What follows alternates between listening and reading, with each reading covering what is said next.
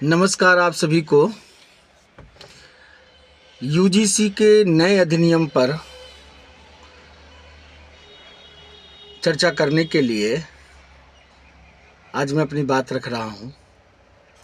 जैसा कि आप सभी को ज्ञात होगा कि हाल ही में यूजीसी ने अर्थात विश्वविद्यालय अनुदान आयोग ने देश भर के उच्च शिक्षा संस्थानों में जाति आधारित भेदभाव रोकने के लिए नए नियम अधिसूचित किए हैं। इसके अंतर्गत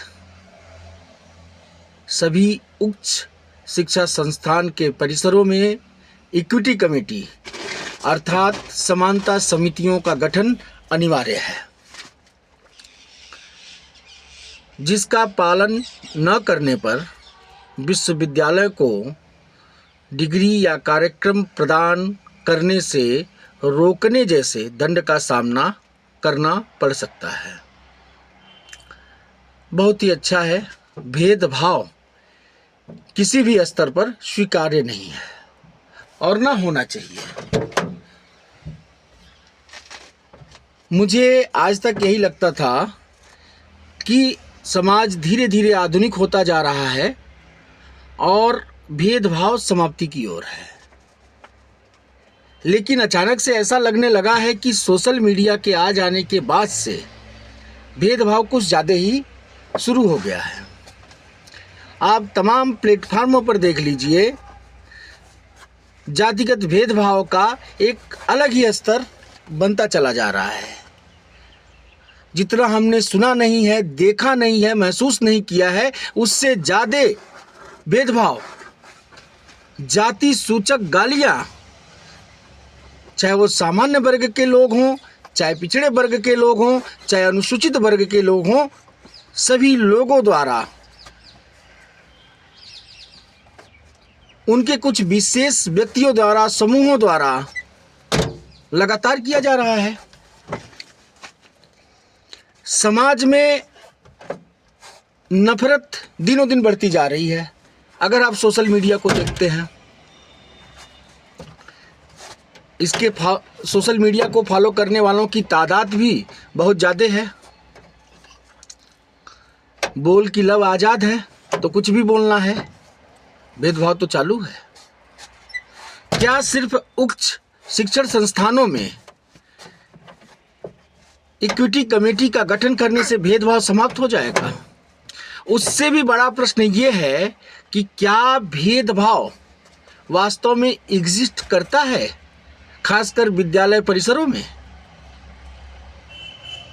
मैं अपने ग्रेजुएशन के समय को याद करता हूँ और मुझे याद आता है कि बिहार के तमाम मित्र छात्र उस समय के जो साथ में पढ़ते थे, उनके सरनेम किसी के रंजन, किसी के प्रभात, किसी के कुमार, किसी के प्रसाद, किसी के पंडित थे और काफ़ी अच्छा महसूस होता था कि इन सरनेम की वजह से किसी के जाति का आकलन करना बहुत ही मुश्किल था। उसमें से तमाम मित्र आज भी मेरे ऐसे हैं कि उनकी जाति क्या है मुझे पता नहीं। व्यक्तिगत तौर पर मैंने न इसकी ज़रूरत समझी, न जाति पता करने की कोशिश की। और अगर समानता की बात है तो जाति सूचक शब्दों का प्रयोग करना अगर गलत है तो कॉलेज विद्यालय के छात्र अक्सर पंडितई बुद्धि, ठकुरई बुद्धि, लालागिरी, बनियागिरी इत्यादि विशेष अलंकारों का प्रयोग हंसी मजाक के तौर पर अपने छात्र मित्रों से करते हैं। और ऐसा नहीं है कि इन शब्दों का प्रयोग अच्छे संदर्भ में किया जाता है, उपहास के ही संदर्भ में किया जाता है। तो क्या इसको भी जातिगत भेदभाव समझा जाए अथवा न समझा जाए?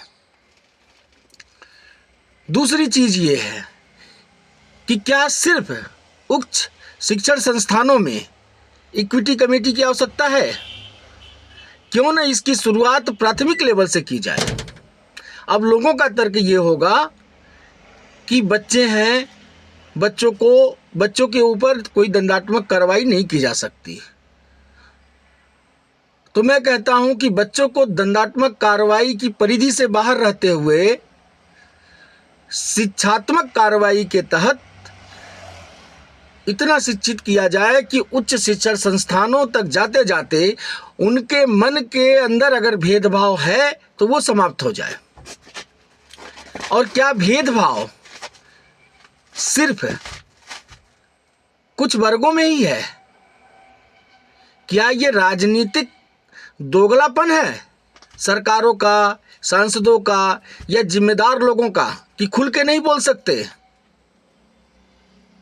आज के दौर में सन 2026 में अगर इस तरह के कमिटियों की आवश्यकता है तो निश्चित तौर पर भारत बहुत पिछड़ा हुआ है, यह हमें स्वीकार करना होगा।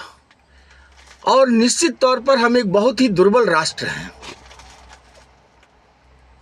अब मेरे तमाम मित्र जो पिछड़े या अनुसूचित वर्ग से आते हैं, उनका कहना होगा कि देखिए सामान्य वर्ग के लोगों को तकलीफ हो रही है क्योंकि इनकी सामंती सोच है। नहीं, ये तो आपका आकलन है ना। क्या आप समाज में हो रही विभक्तियों को नहीं देख रहे हैं? जो एक दूसरे के प्रति नफरत फैल रही है उसको नहीं देख रहे हैं? क्या सुधी लोग नहीं जानते कि हर वर्ग के लोगों को गालियां दी जा रही है, सामान्य से लेकर अनुसूचित तक? क्या सरकार का ध्यान उस पर नहीं गया?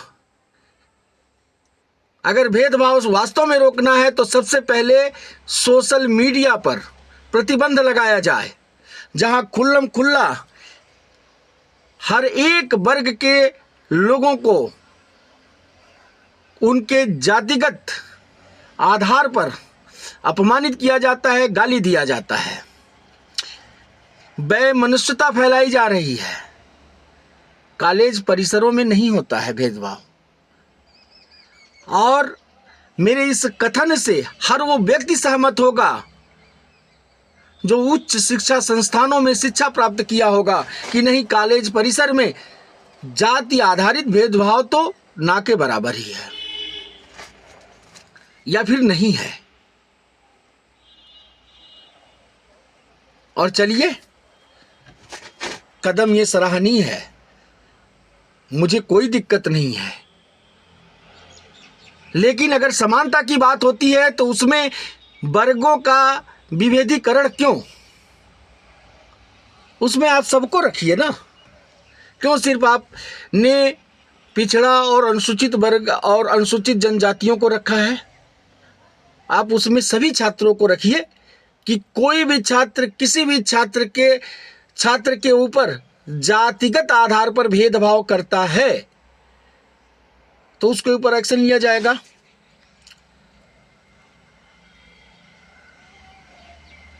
दरअसल तमाम बेसिक मुद्दों से ध्यान भटकाने के लिए ऐसी चीजें प्रत्येक सरकारों द्वारा किया जाता रहा है। अब एक नई बहस छिड़ गई है, या तो यूजीसी का ये नियम जो अधिसूचित किया गया है वो गलत है अथवा सही है। समाज दो वर्गों में बंट चुका है। लेकिन उससे पहले की प्राथमिक चीजें, क्या प्राथमिक विद्यालयों में समुचित शिक्षा मिल रही है?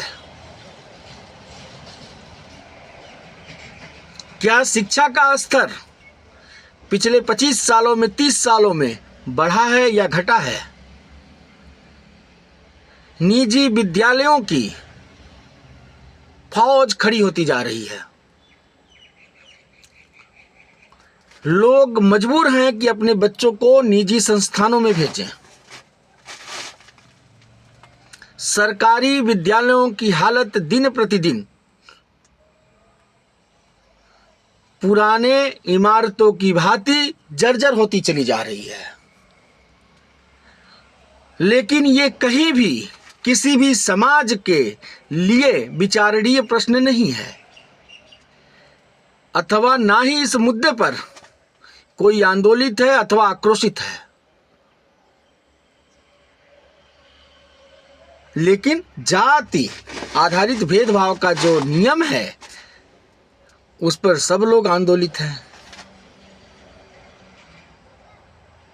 क्योंकि शिक्षा अगर आएगी तो वो समाज को जोड़ने का काम करेगी, लेकिन ऐसे नियम हमेशा समाज को दो वर्गों में बांटने का काम करेंगे।